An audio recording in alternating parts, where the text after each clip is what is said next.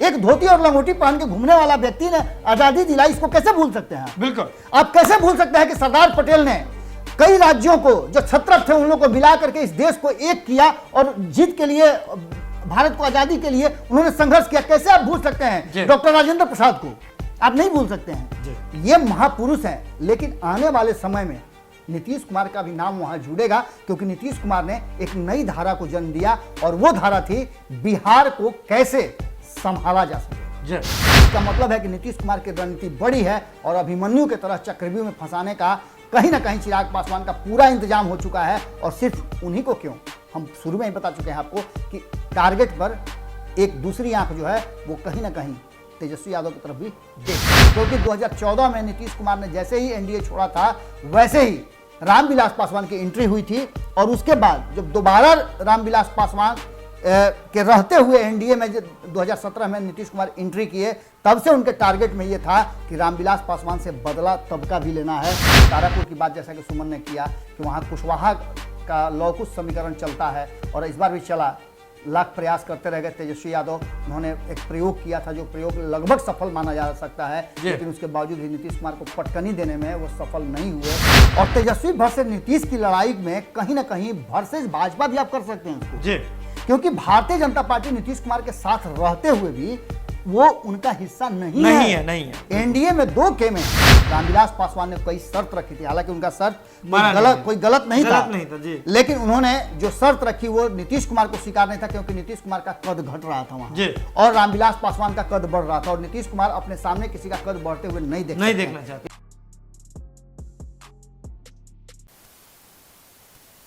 नमस्कार, बिहार के digital media का जनक भारत लाइव देख रहे हैं आप। भारत लाइव में रातों रात देख रहे हैं आप। रातों रात यानी कि ऐसा शो जो बिहार की राजनीति का मिजाज सेट करता है। आने वाले समय में बिहार की राजनीति किस दिशा की ओर चलेगी उसको लेकर के एजेंडा सेट करता है ये शो रातों रात। काफी दिनों से बाबा बीमार थे, बेहतर स्वास्थ्य लाभ के लिए दिल्ली की ओर बाबा गए थे, दिल्ली में थे, इलाज करवा रहे थे। मैं भी काफी दिनों से बाहर था। आप लगातार भारत लाइव पर देख रहे थे कि किस प्रकार से अलग अलग जगह से हम आप तक जो है सच्ची और अच्छी खबरें छान छान करके पहुंचा रहे थे। इसके बाद फिर से अब जो है हम लोग एक जगह आ गए हैं, स्टूडियो आ गए हैं और स्टूडियो आने के साथ ही फिर से आपका पसंदीदा कार्यक्रम रातों रात आपके लिए अब जो है हर रोज उसी तय समय पर उपलब्ध होगा। तो चलिए सीधे चलते हैं अब रातों रात के आज के एपिसोड की। अब देखिए ना, बिहार में कुछ दिनों से जो चल रही है, तरह तरह की बातें चल रही है। उपचुनाव चला, उपचुनाव में अलग एक अध्याय लगा कि उपचुनाव एक अलग एपिसोड बन करके सबके सामने आई। उसमें तमाम राजनीतिक दल दमखम लगा रहे थे। नेता प्रतिपक्ष तेजस्वी यादव जी हो, वो सब कुछ दांव पर लगाए हुए थे। चिराग पासवान की बात कर लेते हैं। चिराग पासवान के लिए ये उनका लिटमस पेपर टेस्ट था जिसमें परिणाम उनके पक्ष में नहीं मिला। नीतीश कुमार जी के लिए अपनी साख बचानी जरूरी थी, लेकिन इस सब के भीतर में एक अलग चक्रव्यूह चल रहा था। यह उपचुनाव उसी चक्रव्यूह का एक पहला स्टेप 1 यानी कि एक पहला हिस्सा भी था। आप इसे पहला हिस्सा नहीं कह सकते हैं क्योंकि इस चक्रव्यूह की जो बीज है वो पहले ही रोपी जा चुकी थी, बोई जा चुकी थी। अब जो है उपचुनाव के साथ साथ ये बीज पौधे में बदल गया है और नीतीश कुमार जी और चिराग पासवान दोनों ओर से अब चक्रव्यूह तैनात किया जा रहा है, तैयार किया जा रहा है। चिराग पासवान जी का राजनीति का अंत करने के लिए नीतीश कुमार तत्पर हैं, तैयार हैं, लेकिन क्या वास्तव में ऐसा हो पाएगा? कुल मिलाकर के बात यह है कि नीतीश कुमार जी और चिराग पासवान आमने सामने हैं और इस वक्त बहुत कुछ दांव पर लगा हुआ है। तो हमारे साथ बिहार की राजनीति के जाने माने चेहरे विजय मिश्र बाबा जी मौजूद हैं। तो बाबा, सबसे बड़ा ये सवाल सबसे पहले उठता है कि नीतीश कुमार जी चक्रव्यूह जिस मकसद से बना रहे हैं, चक्रव्यूह का बीज जिस मकसद से उन्होंने बोया था, क्या उसमें सफल हो पाएंगे? इस पूरी चर्चा को शुरू करने से पहले सुमन, सबसे पहले तो हम भारत लाइव के दर्शकों को बहुत बहुत प्रणाम करते हैं और आपसे माफ़ी मांगते हैं जी।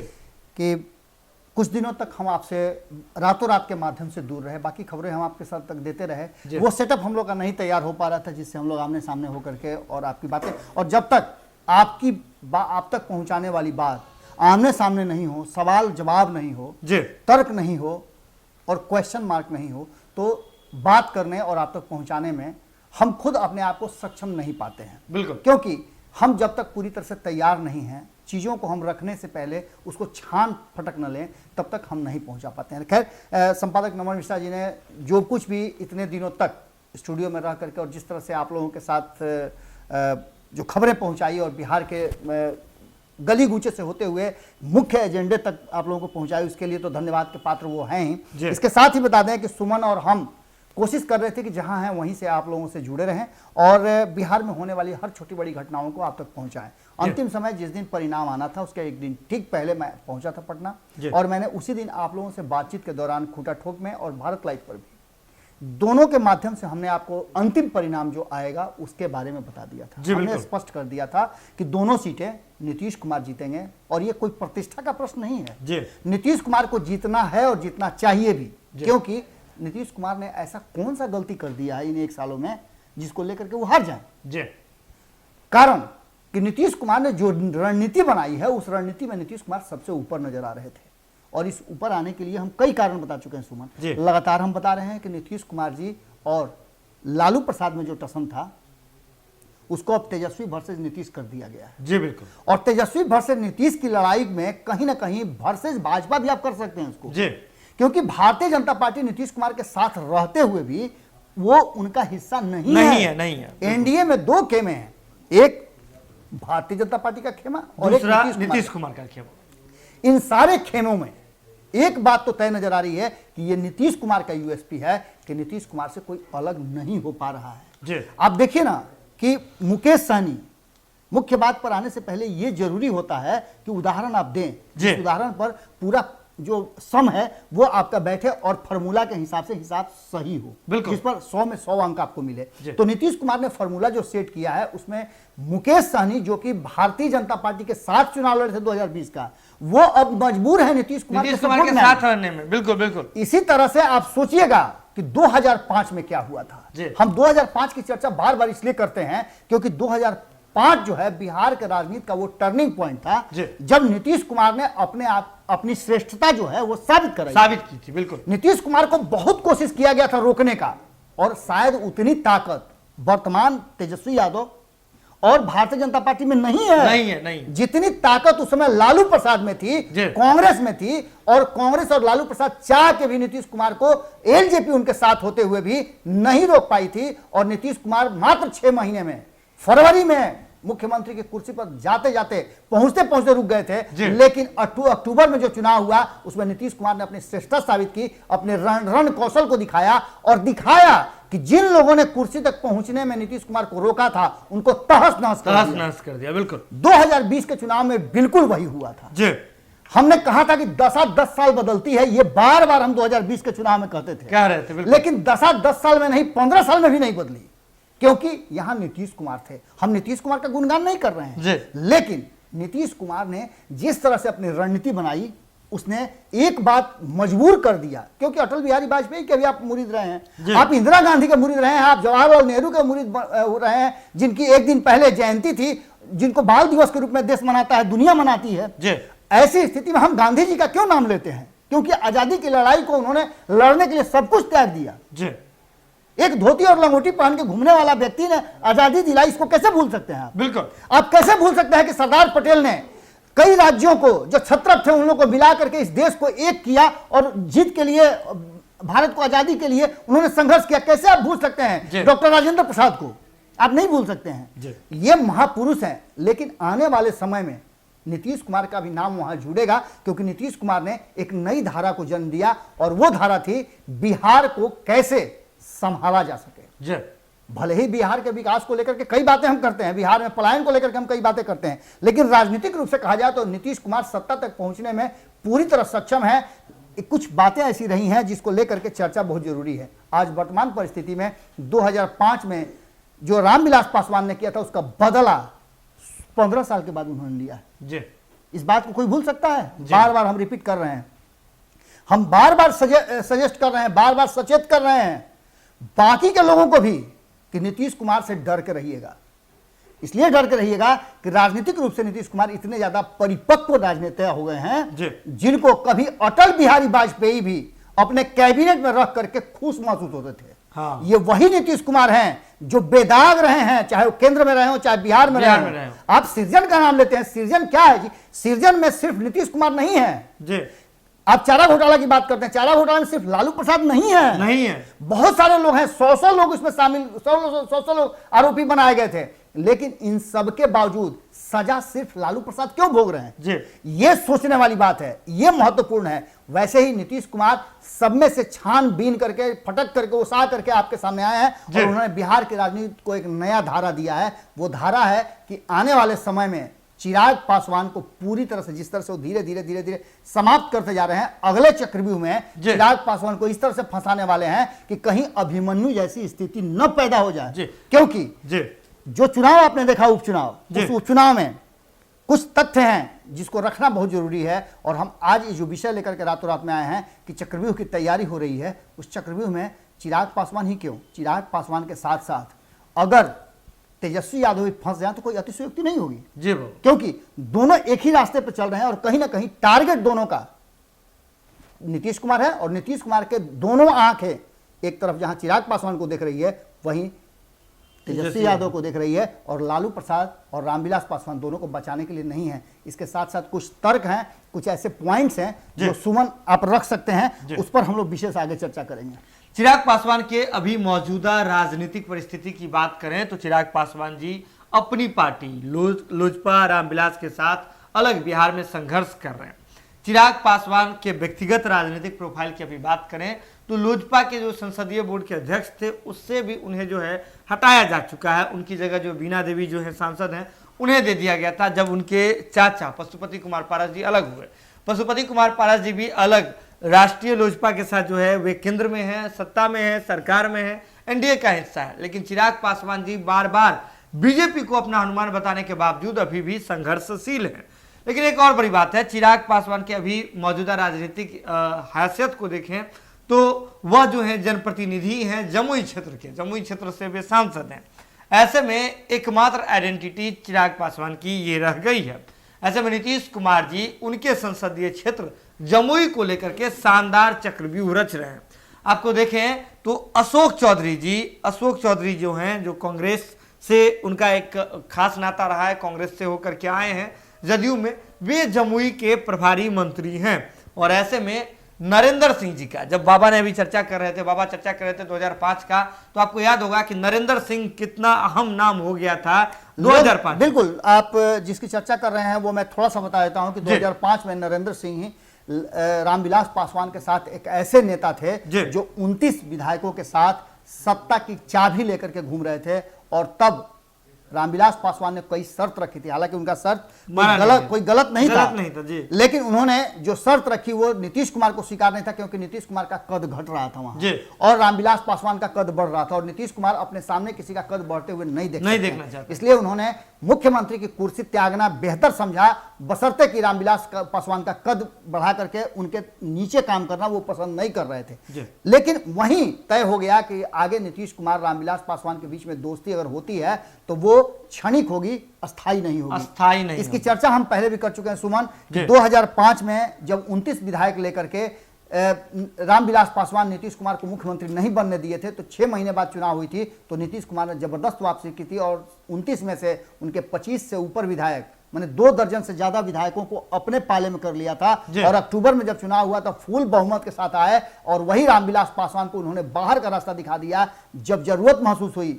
2017 में जब वापसी किए, क्योंकि 2014 में नीतीश कुमार ने जैसे ही एनडीए छोड़ा था वैसे ही रामविलास पासवान की एंट्री हुई थी। और उसके बाद जब दोबारा रामविलास पासवान के रहते हुए एनडीए में 2017 में नीतीश कुमार एंट्री किए, तब से उनके टारगेट में यह था कि रामविलास पासवान से बदला तबका भी लेना है। हालांकि तब उनके सामने बहुत सारे लक्ष्य थे। लक्ष्य था 2019 का चुनाव और 2019 के चुनाव में हमने आपको बता दिया है कि 17-17-6 का फॉर्मूला जो तय हुआ, अगर रामविलास पासवान को नीतीश कुमार ने पुरानी बातों को भुला करके जाल में नहीं फंसाया होता तो आज स्थिति कुछ दूसरी होती, जी। क्योंकि रामविलास पासवान विरोध नहीं कर पाए थे नीतीश कुमार के एनडीए में आने का, क्योंकि तब उन्हें इस बात का एहसास नहीं था कि पशुपति कुमार पारस वो ट्रम्प कार्ड हैं जिसको लेकर के नीतीश कुमार रणनीति बना रहे हैं। नीतीश कुमार की रणनीति इस हाथ से होती है तो इस हाथ को पता नहीं चलता है, और उन्होंने बड़ी रणनीति बनाई। उस रणनीति को बनाने के बाद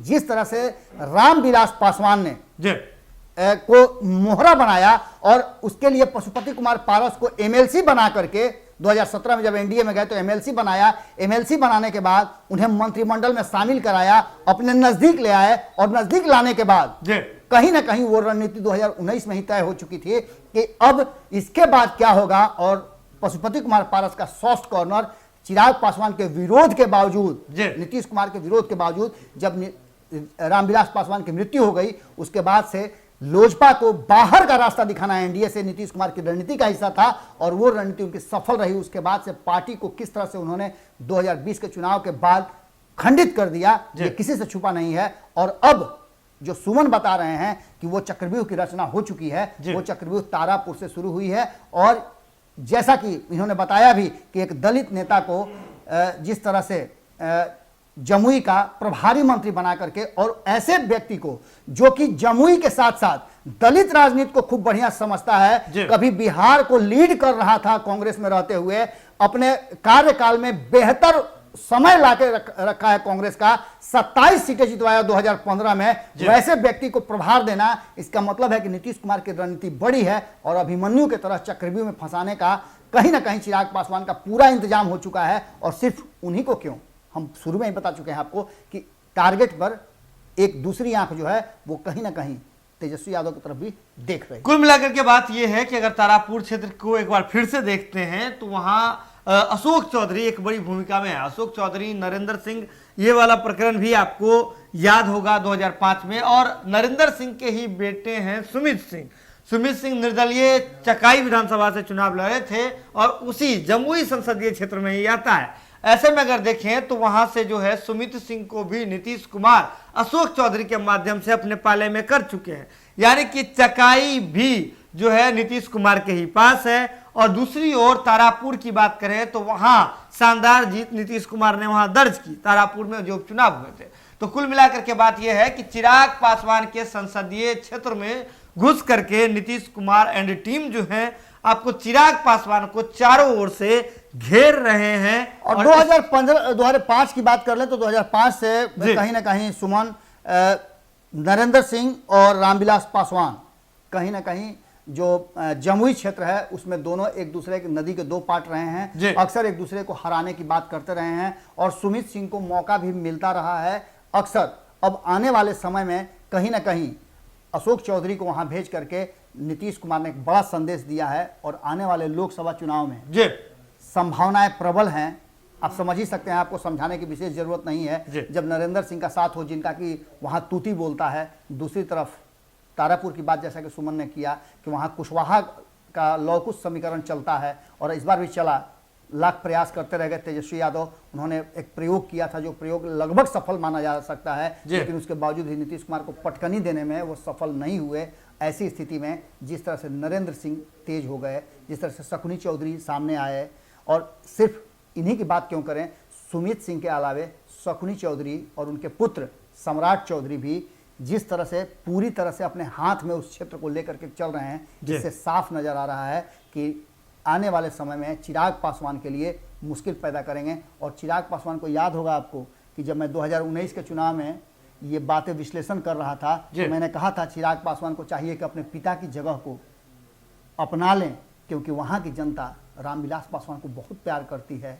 अब उनके पिता नहीं हैं तो या तो अपनी माता जी को वहाँ से चुनाव लड़वाएं। मैं बार बार इस बात को कह रहा था, और शायद ये गलती हो चुकी थी, आज उसी का खामियाजा भुगत रहे हैं। लेकिन आने वाले समय में अगर निशाना कहीं चिराग पासवान पर है तो तेजस्वी यादव पर भी निशाना नीतीश कुमार का है, और ऐसी स्थिति में नीतीश कुमार को भारतीय जनता पार्टी कहीं भी चाह करके भी छोड़ नहीं सकती है, या इसके अलावे कोई ऐसी रणनीति नहीं बना सकती है जो 2020 में बनाई थी। जी, तो कुल मिलाकर के बात ये है कि चिराग पासवान जी के लिए रणनीति तय हुई है, चक्रव्यूह का निर्माण किया गया है, लेकिन चक्रव्यूह जब बनते हैं तो टूटते भी हैं, हालांकि बहुत कम टूटते हैं। और नीतीश कुमार का चक्रव्यूह हो तो इसे लोग समझते हैं कि टूट नहीं सकता है, लेकिन इतिहास गवाह है कि टूटता भी है। तो फाइनल रिजल्ट के लिए हमें अभी इंतजार करना होगा। कहीं पे निगाह है, कहीं पे निशाना है। हो सकता है कि चिराग पासवान पर निशाना साधते साधते कोई और टारगेट हो, और तो समय बताएगा, वक्त बताएगा। समय बताएगा, वक्त बताएगा। तो आप इंतजार कीजिए, लेकिन आप जरूर रहें बात लाइव के साथ, क्योंकि बात लाइव पर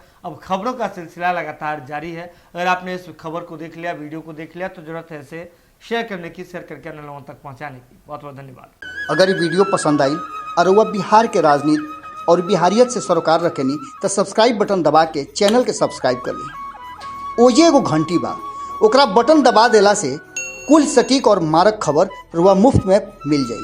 अगर रुआ पत्रकारिता के हमनी के नया प्रयोग में सहयोग कर चाहतानी तो ज्वाइन बटन दबा दी। पेटीएम नंबर नोट कर ली 9386816700। धन्यवाद।